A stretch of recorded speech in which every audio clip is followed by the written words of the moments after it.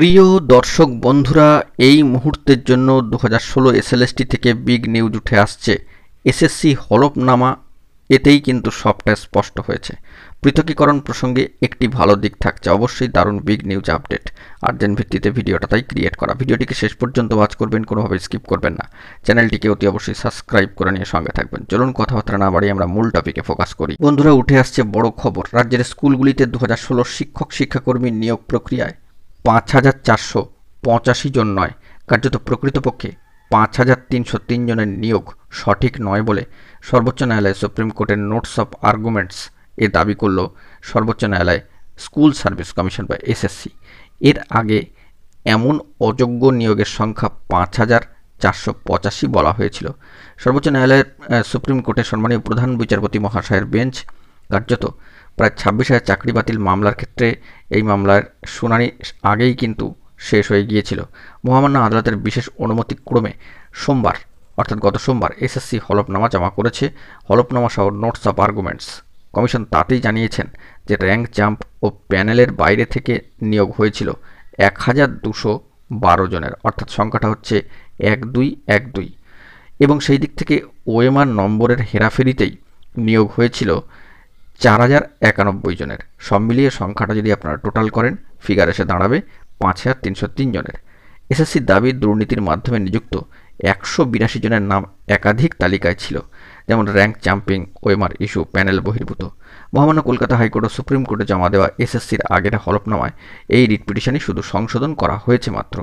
নতুন হলফনামায় এসএসসি স্পষ্ট করেছেন যে নবম, দশম ও একাদশ দ্বাদশে শিক্ষক শিক্ষিকা এবং গ্রুপ সি গ্রুপ ডি ক্যাটাগরিতে কর্মী নিয়োগে ঠিক কোথায় কত র্যাঙ্ক জাম্পিং হয়েছে বা প্যানেলের বাইরে নাম এসেছে এবং ওএমআর কেলেঙ্কারির কতগুলি ক্ষেত্রে ঘটেছে। নিয়োগ দুর্নীতিতে কমিশন এবং সিবিআই চাল থেকে কাকর বাঁচতে না পারায় মহামান্য কলকাতা হাইকোর্টে সম্মানীয় বিচারপতি দেবাংশু বসাক মহাশয়ের ডিভিশন বেঞ্চ গত বছর প্রায় 26,000 চাকরি বাতিল করেছিলেন। রাজ্য সরকার, এসএসসি ও মধ্যশিক্ষা পর্ষদ সুপ্রিম কোর্টের দ্বারস্থ হয়।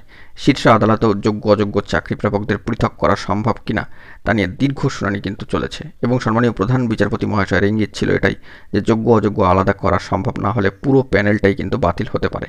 গত 10ই ফেব্রুয়ারি এই মামলার শুনানি পর্ব শেষ হয়েছে এবং রায়দান আপাতত স্থগিত রয়েছে, অর্থাৎ সংরক্ষিত। এরই মধ্যে শীর্ষ আদালতে হলফনামা দিয়ে কমিশন জানিয়েছে যে অযোগ্য কর্মরত শিক্ষক শিক্ষাকর্মীর প্রকৃত যে ফিগার সংখ্যা সেটি হচ্ছে 5,303। কিন্তু এখানেই সব থেকে বড় একটা দিক হচ্ছে, সবশেষে উল্লেখ করতেই হয় যে এসএসসি সম্মানীয় আইনজীবী মহাশয় সর্বোচ্চ ন্যায়ালয় আদালতে হলফনামা দিয়ে জানিয়েছেন যে 2016 নিয়োগ বিতর্কের জেরে শিক্ষক শিক্ষাকর্মী পদে নতুন করে আর নিয়োগ হয়নি, ফলে প্রায় 9 বছরের শূন্যপদ অনেকটাই বেড়েছে। এই পরিস্থিতিতে যদি বিপুল সংখ্যক শিক্ষক ও শিক্ষাকর্মীদের যোগ্য অযোগ্য পৃথকের চেষ্টা না করেই বরখাস্ত করা হয়, তাহলে স্কুল শিক্ষায় বিরূপ প্রভাব পড়বে। অর্থাৎ এখানে বুঝতেই পাচ্ছেন একটা প্রচ্ছন্ন সম্মতির ইঙ্গিত কিন্তু উঠে আসছে যে যোগ্য অযোগ্য পৃথকের চেষ্টা না করেই বরখাস্ত করা হয়, তাহলে স্কুল শিক্ষায় কিন্তু বিরূপ প্রভাব পড়বে। অর্থাৎ যোগ্য অযোগ্য পৃথকের একটা চেষ্টা করতে হবে, না হলে কার্যত বরখাস্ত হলে কিন্তু স্কুল শিক্ষায় বিরূপ প্রভাব পড়তে পারবে। এই মর্মে কিন্তু বার্তা উঠে আসছে। এটা একটা ভালো দিক, গুরুত্বপূর্ণ দিক পৃথকীকরণ প্রসঙ্গে। তো বিষয়টিকে কিন্তু সকলকে খেয়াল করতেই হবে বা অবজার্ভ করতে হবে। তো এখনও পর্যন্ত এই খবর আপডেটটি উঠে আসলো, দেখা যাক পরবর্তী ক্ষেত্রে কী আপডেট উঠে আসে। এখন এটুকু, সকলে ভালো থাকবেন, চ্যানেলটিকে সাবস্ক্রাইব করে নিয়ে সঙ্গে থাকবেন। ধন্যবাদ।